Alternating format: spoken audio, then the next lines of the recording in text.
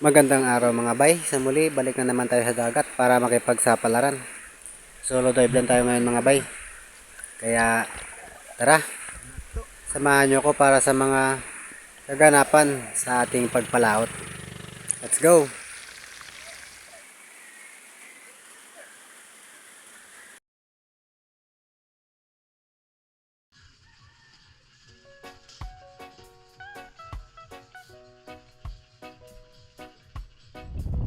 Magandang araw mga bay.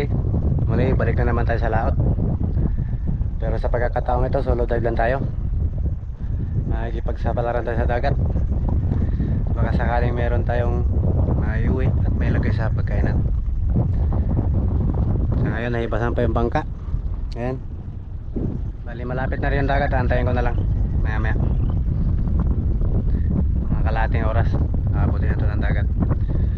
Ayun lang mga bay. See you in action. Biyahe na tayo. At ang target natin itong mga bay malapit lang. Nasa mga 15 minutes lang na takbo. Dahil nga medyo mahangin at hindi na tayo lumayo. Tayo sa spot mga bay. Prepare lang ako. Tapos action na tayo. After mag-prepare, baba na kagad sa dagat para simulan ang paghahanap ng mga blessings na nag-aantay para sa atin.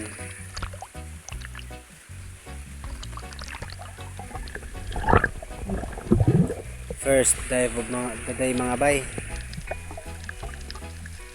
Mababaw lang to. Ang patong ng bahura ay nasa isang pa. Pinili ko mag-drop dito sa may nakatumpok na mga nagkabuhol-buhol na seaweeds gawa ng bagyo. Dahil madalas itong tambayan ng mga samaral. At ito nga sumunod na nangyari.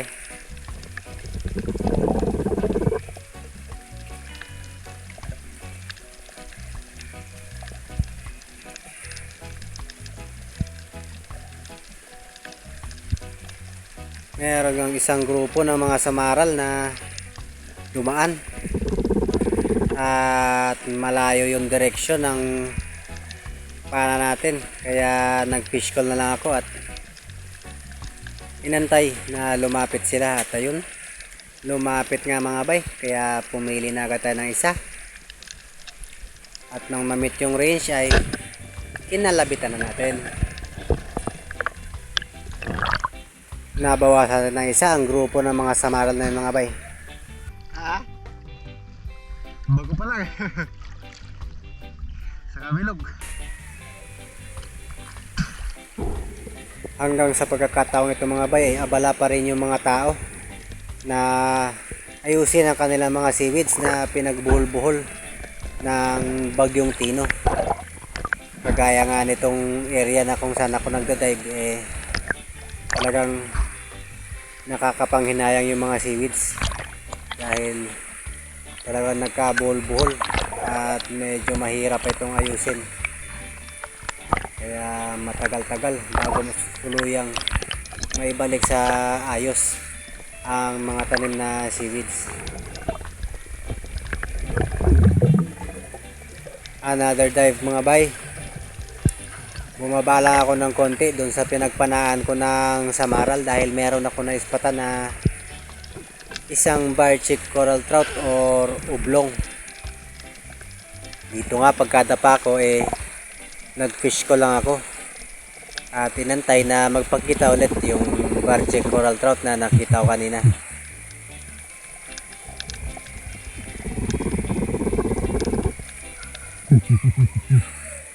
Ilang sandali pa nga mga bay, kapag pipish call ko ay lumabas na ang coral trout at tuluyan na nating nakalabitan.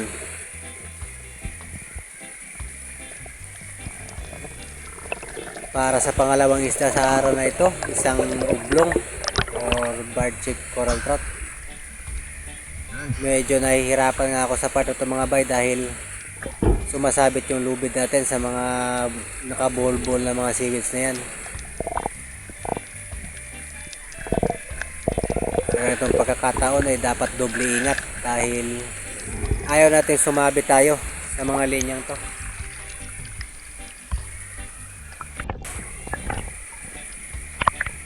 Para iwas disgrasya. Fish secured at panibagong pag-dive na naman mga bay.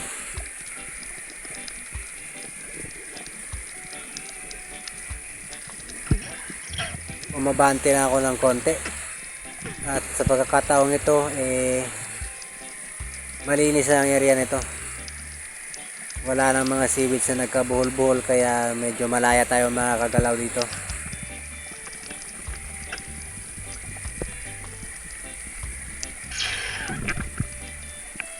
Yellow spotted rabbit fish na naman ang target natin dito mga bay.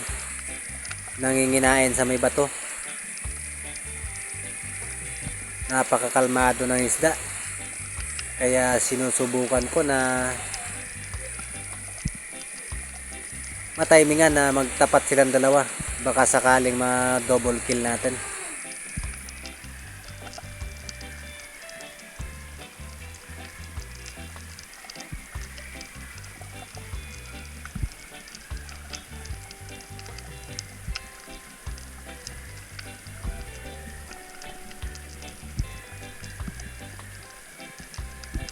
Ilang segundo pa nga lumipas mga bay.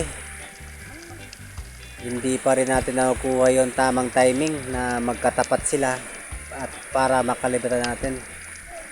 Kaya sa pagkakataong ito, nagdesisyon akong umana na lang kahit ng isa para at least makasecure tayo ng isda. At ayun, tinamaan natin yung isa sa kanila mga bay. At secured na ang ating pangatlong isda sa araw na ito.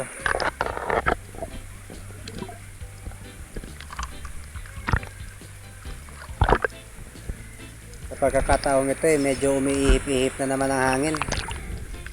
Kaya medyo malikot at nahihirapan tayong lumangoy paabante dahil salubong na salubong sa ating alon. Panibagong pag-dive.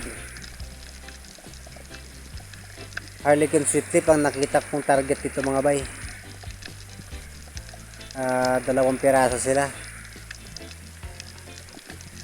Sa pagkakataong ito malapit na sana sa atin yung medyo maliit. Pero hinahangad natin na yung malaki yung mapala natin. Kaya lang sa kakapili natin na yung malaki yung mapa natin, ito yung nangyari.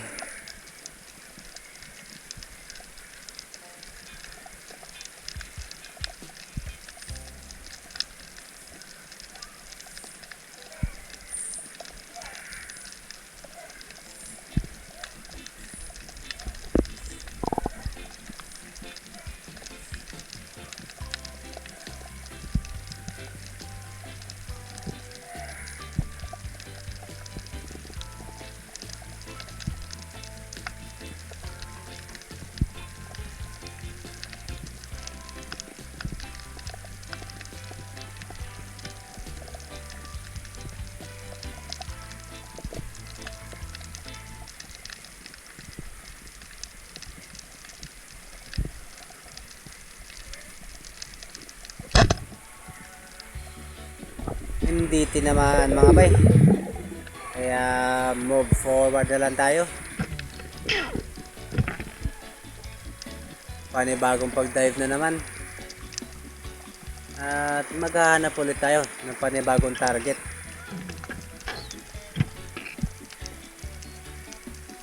Hindi ako makamove on doon sa pinana kong Harlequin sweet lip na hindi tinamaan. At ito, sa pagkakataong ito, 2 isda na nasa harap natin sa ngayon. Isang Spanish flag snapper o saging-saging. At isang uri rin ng lipti na kulay dilaw. Pero yung target natin ay yung saging-saging. Inantay lang natin yung tamang pagkakataon. Di mawala sa isip ko mga bay yung pinanak kong lipti na hindi tinamaan.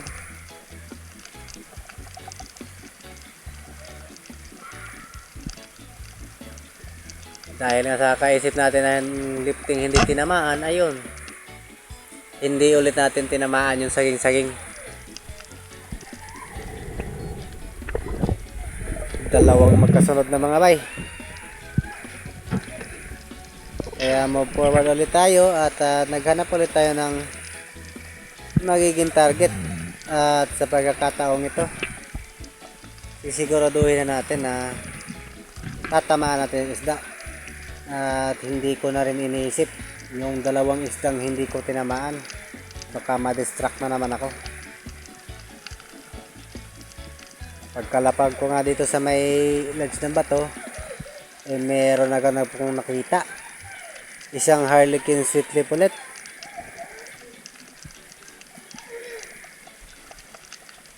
Good size na rin, kaya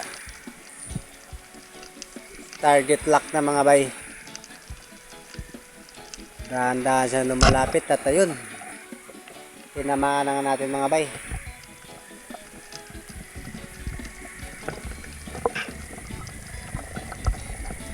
Sa pamamana, kailangan talaga nakapokus ka lang. Kung ano man yung mga nangyari, dapat isa walang bahala mo na muna para makafocus tayo sa ating pamamana. Dahil kung yun lang din yung iniisip natin ng paulit-ulit, nawawalan tayo ng focus para makahuli o makatama ng mga panibago natin target. Eto, isang harlequin sweet lip na naman ang ating naidagdag sa ating stringer. One way lang yung ginawa ko mga bay dahil inikot ko lang yung bahura. Nasa direksyon na ako nitong pabalik sa bangka. Dito isang grupo ng Yaladas Tribali ang aking tinatarget at yun, tinamaan natin mga bay. Pinili natin yung pinakamalaki sa kanila. Good size na ito. Nasa around 800 grams na rin ito.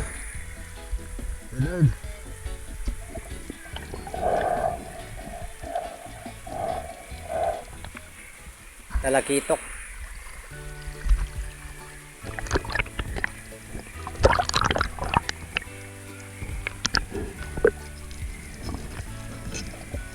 Habang pabalik nga ako sa bangka, matapos natin ma-secure yung isda, may nadaanan akong nagkumpul na lato o sea grapes. Dahil masarap ito sa pansawsaw sa suka. Kaya hindi na ako nag-aksaya ng panahon at kinuha ko na kaagad mga bay. Sigurado na yung pangsawsaw natin sa suka nito mga bay.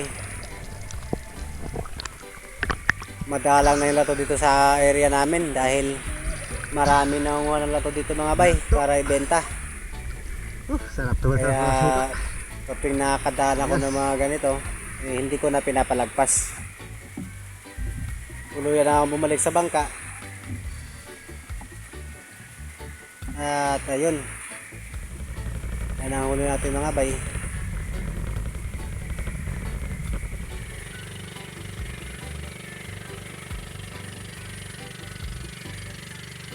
Mga bay, kakawin lang natin. Pero nakamerienda lang ako. Ito na natira sa huli. Nabili na doon sa baba.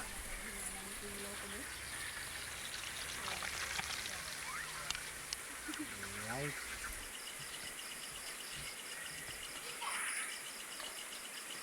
At ayun, maraming salamat sa Panginoon at nakauwi tayo ng ligtas. At meron tayong nailagay sa pagkainan. Maraming salamat sa mga bay sa magsama sa akin sa aking paglawat sa araw na ito. Sa mga bago dyan sa channel ko, paki-hit naman yung like at pa-subscribe na rin para updated kayo sa mga video kagaya nito.